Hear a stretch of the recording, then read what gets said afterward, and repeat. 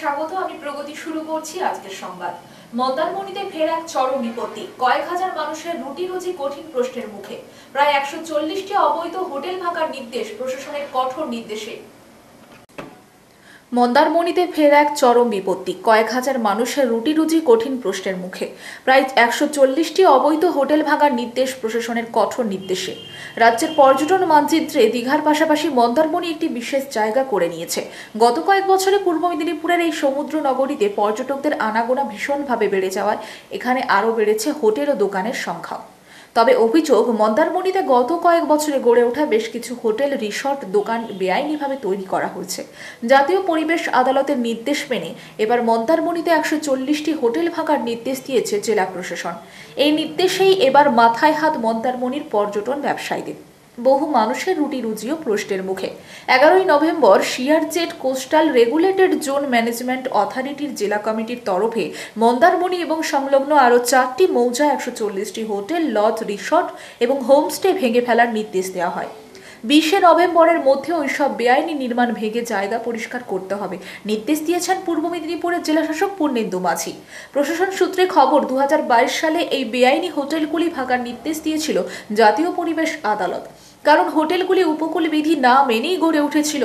এর মধ্যে শুধু দাদন পাত্র বাড়িই রয়েছে 50টি হোটেল, সংলগ্ন সোনামুইয়ে 36টি, শিলামপুরে 27টি, মন্দারমণিতে 30টি হোটেল এবং দক্ষিণ পুরুষোত্তমপুর মৌজায় একটি লজ রয়েছে। এই সবই ভাঙার কথা।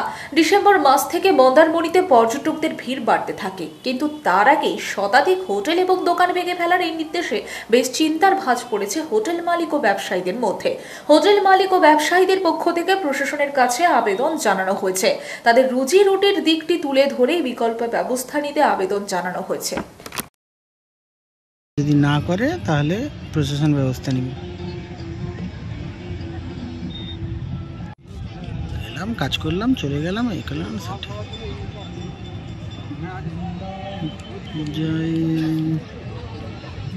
কি করবে এরা?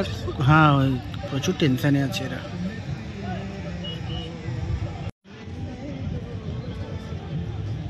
আচ্ছা,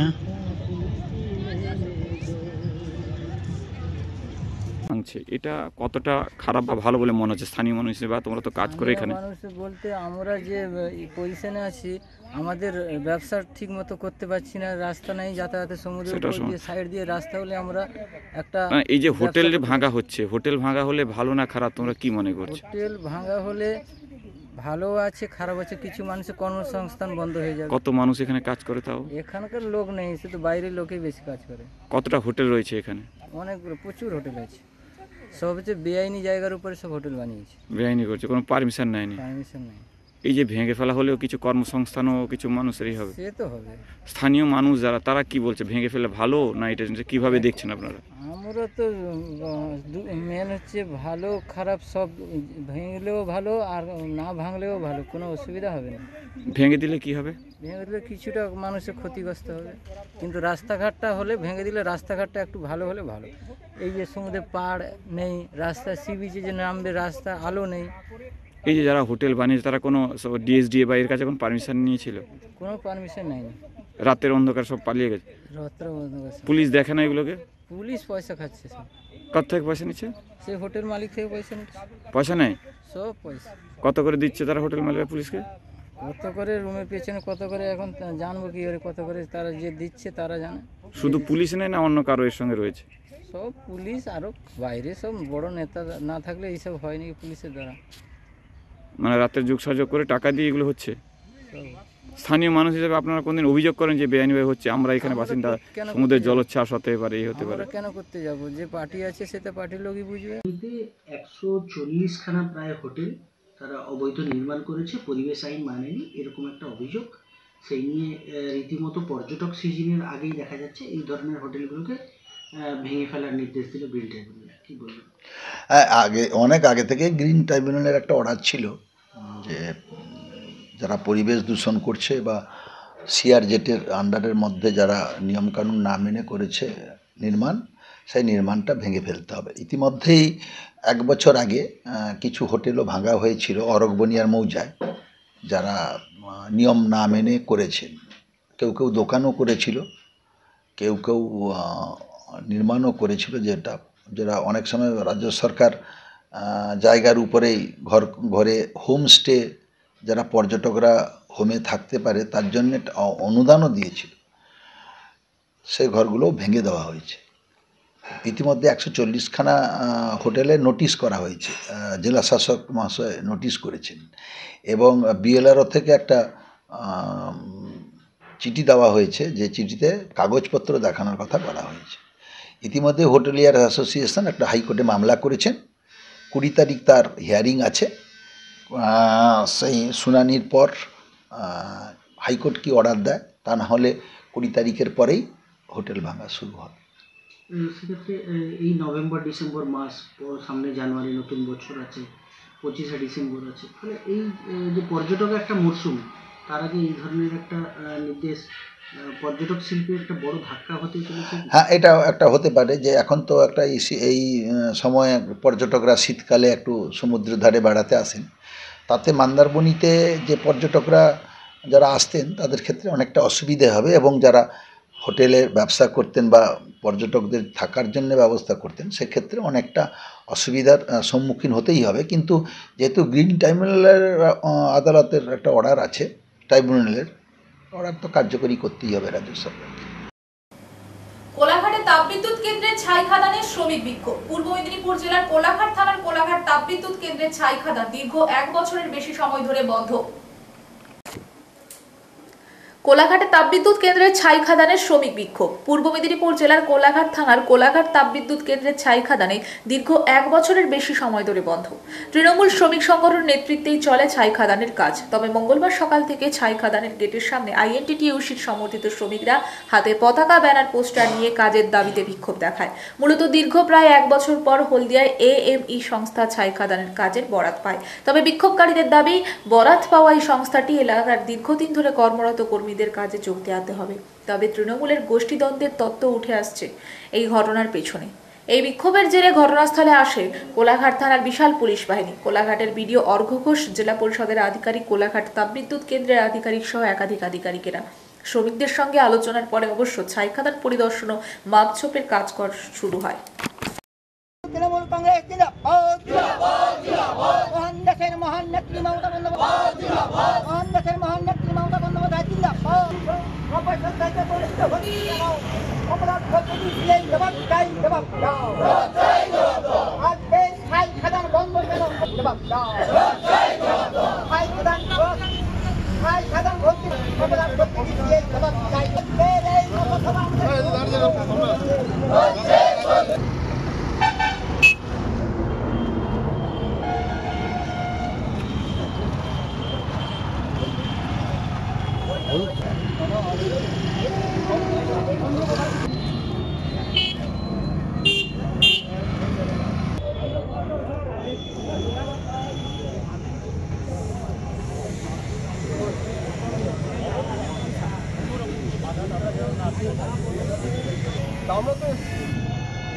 আপনি এদেরকে সরাবেন, এখানে সব ছড়ে যেতে বল।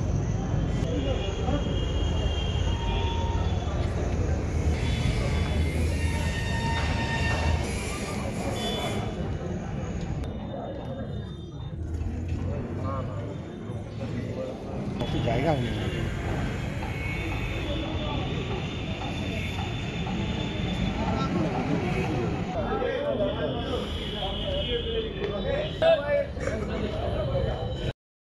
এবং কোম্পানি ওনারা সবাই বলেছেন আলোচনা হবে খুব দ্রুত, 2-1 দিনের মধ্যে আমাদের যে দাবিগুলো আছে দাবিতে আলোচনা হবে।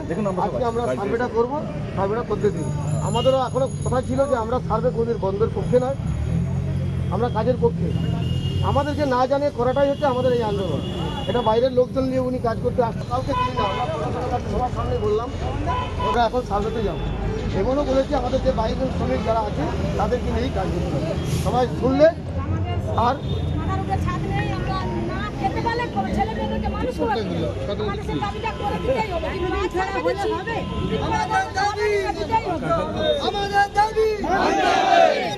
এই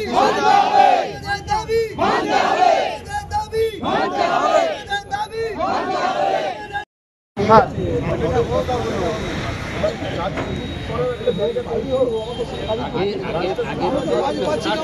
না না কাজ শুরু অবশ্যই হোক, কাজ শুরু হয়ে গেছে, বাদ দিন আমাদের সামনে থেকে আপনি তো জানেন সব কিছু, তাহলে কেন আমাদেরকে অসম্মান করা হলো? অপমান কেন করলেন? ধৈর্য সময় আপনার কথা শুনেছি। এবার হচ্ছে আমরা এখানে সার্ভে করতে, ঠিক আছে? সার্ভে যদি স্টার্ট না হয় তাহলে তো কোনো কিছু স্টার্ট হলো না। আজকের সার্ভে স্টার্ট মানে আপনিও জানেন এতদিন ধরে, আপনি যখন এতদিন ধরে লড়ছেন এই বিষয়ে শ্রমিকদের হয়ে একদম লড়াকু মেজাজে, আপনিও জানেন যে এই সার্ভে যদি স্টার্ট না তখন লেবারটা আসবে না। কেন বারবার আমরা এটা বুঝতে পারছি না, আপনাকে আমি মনে বুঝাতে পারছি না। আমি অনুরোধ করছি এবার আপনার। মঙ্গলবার ছিল প্রাক্তন প্রধানমন্ত্রী ইন্দিরা গান্ধীর জন্মদিন। এদিন এগরায় জন্মদিন পালন করল জাতীয় কংগ্রেস। উপস্থিত ছিলেন সভাপতি মানসকর মহাপাত্র সহ প্রমুখরা। প্রধানমন্ত্রী ইন্দিরা গান্ধী অমর রহে, অমর রহে, অমর রহে। আজকে ইন্দিরা গান্ধীর 130তম জন্মদিন, 108তম জন্মদিন।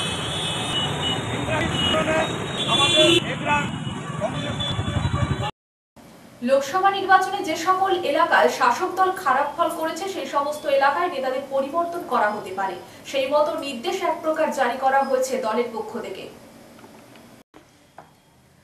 লোকসভা নির্বাচনে যে সকল এলাকায় শাসক দল খারাপ ফল করেছে সেই সমস্ত এলাকায় নেতাদের পরিবর্তন করা যে হতে পারে, সেই মতো নির্দেশ এক প্রকার জারি করা হয়েছে দলের পক্ষ থেকে। সামনে 2026 সালের বিধানসভার নির্বাচন, আর সেই নির্বাচনকে পাখির চোখ করে এবার সংগঠনকে শক্তিশালী করতে চলেছে দল। তার জন্য রাজ্যের একাধিক জেলা সভাপতি থেকে ব্লক সভাপতি, পৌরপ্রধান সহ নানা পদে থাকা নেতাদের বাদ দেওয়া হবে বলে জানা গেছে। তাই কারা বাদ যাবেন তা এখনো ঠিক না হলেও যারা দীর্ঘদিন ধরে দলে কোণঠাসা ছিলেন তারা ফের কলকাতায় যাতায়াত শুরু করেছেন। যদি রাজ্য নেতাদের চোখে তাদের ভাগ্যের শিখা ছিলে, তাই দৌড়ঝাঁপ শুরু হয়েছে। যে দলের দাগী অপরাধী হলেও তাকে পুরস্কার দিয়ে ফের দলের দায়িত্ব দিতে চায় কিছু কিছু এলাকার নেতারা। মানুষ যে সমস্ত নেতাদের আস্থা কুড়ে ফেলে দিয়েছিলেন, তাদের দুর্নীতি স্বজন পোষণের জন্য তাদেরকে ফের দলের প্রথম সারিতে এনে কি প্রমাণ দিতে চাইছেন তা নিয়ে দলের মধ্যে ক্ষোভ বিক্ষোভ শুরু হয়েছে। যদিও বিভিন্ন বিধানসভার বিধায়করা তাদের ঘুঁটি সাজাতে শুরু করেছেন, তবে এবার পশ্চিম মেদিনীপুর জেলার সব বিধায়ক টিকিট পাবেন কিনা তা নিয়েও দলের মধ্যে নানা প্রশ্ন দেখা দিয়েছে। উন্নয়নের ক্ষেত্রে শুধু ফাঁকা আওয়াজ না এলাকায় কাজ করেছেন তার খতিয়ানও দেখতে চাইছেন অভিষেক বন্দ্যোপাধ্যায় বলে জানা গেছে। ফলে বিরোধী এই রাজ্যে তেমনভাবে না থাকলেও দলের মধ্যেই বিরোধী তৈরি হয়ে এই সমস্ত কাজ হচ্ছে বলে দাবি করেন কেউ কেউ। যার প্রকৃত প্রভাব ডিসেম্বর মাস থেকে তাদের ঘরের টাকা পশ্চিমবঙ্গ সরকারের মুখ্যমন্ত্রী মমতা বন্দ্যোপাধ্যায় দেবেন। তার সার্ভে আমাদের কাজ শুরু হয়েছে। আগামী সপ্তাহের 25 তারিখের পর থেকে এমবার্গো কেটে গেলে শুরু হবে। বিজেপি পশ্চিমবাংলায় নাকি আগামী দিনের ক্ষমতায় আসবে।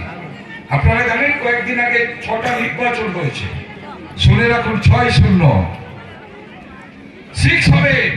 ক্রিকেটের 6 জানেন, সেই ক্রিকেটের 6 পড়বে 6টায় 6টা তৃণমূল কংগ্রেস জিতবে, 6টায় 6টা। আর আগামী নির্বাচন 24-26-এর নির্বাচন তো নারায়ণগড় শুরু করে দিয়েছে। আমরা নারায়ণগড়ের মানুষ, তৃণমূল কংগ্রেস কর্মী 26-এর নির্বাচনকে সামনে রেখে আমাদের লড়াই 1, 2, 3, 4, 5 করে আমরা 16টা অঞ্চল আমরা আমাদের কর্মকাণ্ড মমতা বন্দ্যোপাধ্যায়ের হাতকে শক্ত করার কাজ আমরা শুরু করেছি। আমরা বলেছিলাম 24-এ লোকসভায় আমরা লিড দেবো, আমরা দিয়েছি। আপনারা 26-এ 30,000 ভোট পার করতে আমাদের বেশি সময় লাগবে না। যেই প্রার্থী হোক, সূর্যটক, রাম হোক, ভীম হোক, সেটা কথা নয়, কথা হচ্ছে তৃণমূল কংগ্রেসকে জেতানো। তাই আপনাদেরকে প্রত্যেকেই বলবো, পদের জন্য লড়াই করবেন না। পদের জন্য যারা লড়াই করবে পদ তারা পাবে না তৃণমূল কংগ্রেসে। যারা মানুষের জন্য লড়াই করবে তাদেরকে দল বাছাই করে মানুষের কাছে নিয়ে যাবে, মানুষের দায়িত্ব দেবে। তাই আপনাদের প্রত্যেককে অনুরোধ করব, আগামী দিন আমাদের সুকুমার বাবু বলেছেন, সফল বাবু বলেছেন কঠিন লড়াই। আরে কোথায় কঠিন? বিরোধী কে? সিপিএম না বিজেপি? কে এক নম্বরে থাকবে? সেই লড়াই বিরোধীর মধ্যে চলছে। ফলে এই লড়াই আমাদের কাছে অত্যন্ত সহজ এবং আমরা এই লড়াইয়ে আমরা উল্লেখযোগ্যভাবে আমরা আমাদের ফল নিশ্চিত করতে পারি। ঝাড়খণ্ড বিহারের দুষ্কৃতিকারী ধরা পড়েছিল বিদ্যাসাগরের গ্রামে। বীরসিংহ গ্রাম থেকে কয়েক কিলোমিটার দূরে আলুই গ্রাম। সেই গ্রাম থেকে অস্ত্রসহ গ্রেপ্তার ভিন রাজ্যের কয়েকজন দুষ্কৃতী। উদ্ধার আগ্নেয়াস্ত্র সহ কার্তুজ।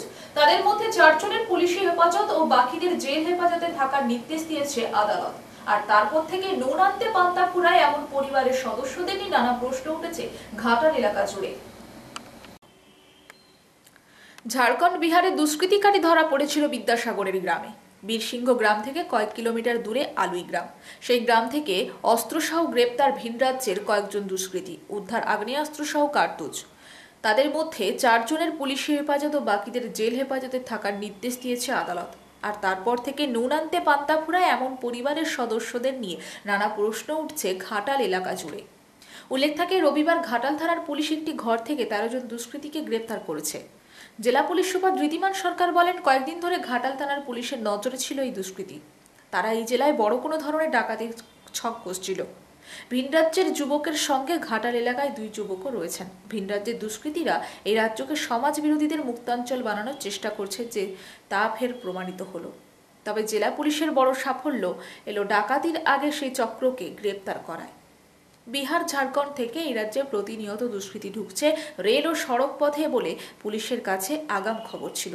সেই মতো পুলিশ কয়েকদিন ধরে ওই বাড়িটির উপর নজর রাখছিল বলে জানান পুলিশ সুপার। সেই মতো সাফল্য এসেছে। তবে এদের সঙ্গে আর কারা কারা রয়েছে এই জেলার, তাদের খোঁজ চলছে। বিশেষ করে একটি সম্প্রদায়ের যুবকরা এই পেশায় নাম লিখিয়েছেন।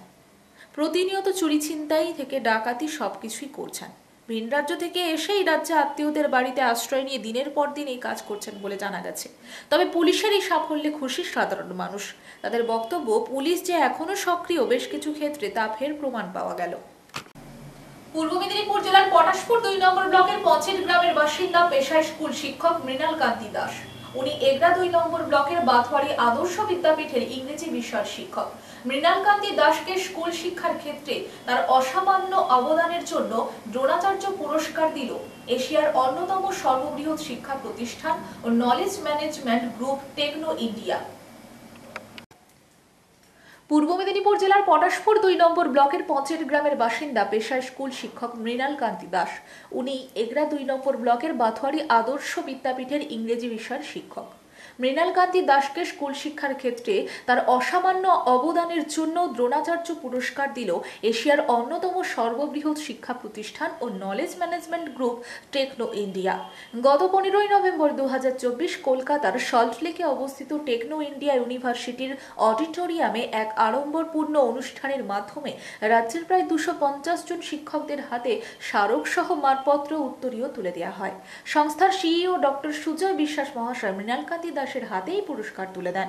অনুষ্ঠানে উপস্থিত ছিলেন পশ্চিমবঙ্গ উচ্চ মাধ্যমিক শিক্ষা সংসদের সম্মানীয় সভাপতি চিরঞ্জীব ভট্টাচার্য। মৃণাল বাবুর এই সাফল্যের খবর পেয়ে আনন্দে মেতে ওঠে তার পরিবার ও আত্মীয় স্বজন। ছোট থেকেই শান্ত স্বভাবের ও খুব মেধাবী ছেলে মৃণাল বাবু। তার এই সাফল্যে খুশি এলাকার মানুষ।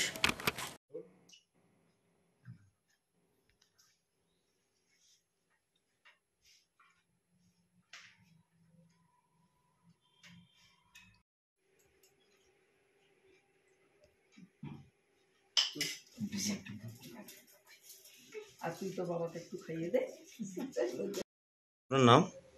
আমার নাম শশাঙ্ক শেখর দাস। বাড়ি? বাড়ি পঞ্চেট গ্রাম, এটা পটাশপুর 2 নম্বর ব্লক, পূর্ব মেদিনীপুর জেলা। এই ছেলের এই সাফল্যে আপনারা কতটা খুশি হয়েছেন? আমরা তো খুবই খুশি, খুব খুশি। আমরা সত্যি কথা বলতে কি, আমার স্বামী স্ত্রী মানে ছেলের মা বাবা হিসেবে আমরা খুব গৌরবান্বিত।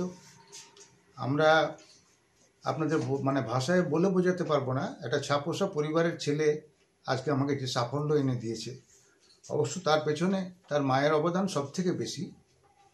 আমি তো জুগিয়ে গেছি, ওর মা তাকে করে কর্মে তাকে মানুষের মতো মানুষ করে তুলেছে, এটাই আমার কাছে গর্বের।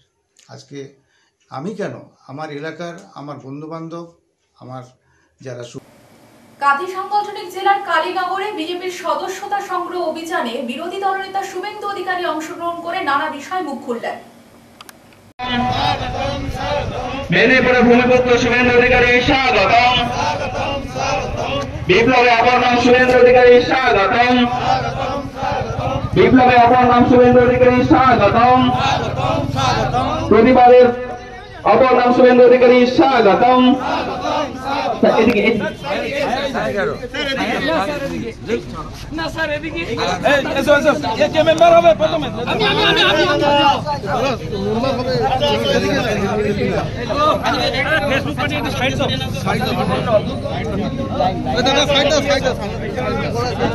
আমাদের যারা যারা সদস্যতা গ্রহণ করবে তাদেরকে সামনের দিকে একটু নিয়ে আসুন।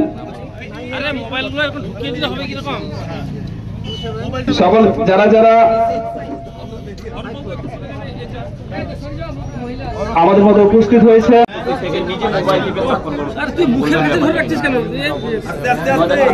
পশ্চিমবঙ্গে প্রত্যেকটি সনাতনী এবং যারা ভারতবর্ষের বিকাশ চান, জাতবাদ, সম্পৃক্ততা, সাম্প্রদায়িকতার মধ্যে তারা ভারতীয় জনতা পার্টির সদস্য হোক। আমরা আমাদের সদস্যতা অভিযান 27 অক্টোবর থেকে শুরু হয়েছে। প্রায় 20 লক্ষের কাছাকাছি আমাদের টার্গেট। আমরা পূর্ব মেদিনীপুর জেলায় দীপাবলি জগদ্ধাত্রী পূজার পরে এখানে আমরা নেমেছি। একদিনে তমলুক সাংগঠনিক জেলা একদিনে 17 তারিখে স্পেশাল ড্রাইভে 22,000 মেম্বার করেছে। কাঁথিও প্রায় 15,000 মেম্বার করেছে। পূর্ব মেদিনীপুর জেলা ভারতীয় জনতা পার্টির দুর্গ। গত লোকসভা নির্বাচনে 16টার মধ্যে 15টা বিধানসভায় আমাদের লিড আছে। কাঁথি কেন্দ্রে শুভেন্দু অধিকারী প্রায় 50,000 ভোটে জিতেছে। এত কুৎসা অপপ্রচারের পরে, পিসি ভাইপোর এত হাঁটাহাঁটি ইত্যাদির পরে তমলুক কেন্দ্রে আমরা এক্স জাস্টিস অভিজিৎ গাঙ্গুলিকে, মাননীয় অভিজিৎ গাঙ্গুলিকে 80,000 ভোটে জিতেছে।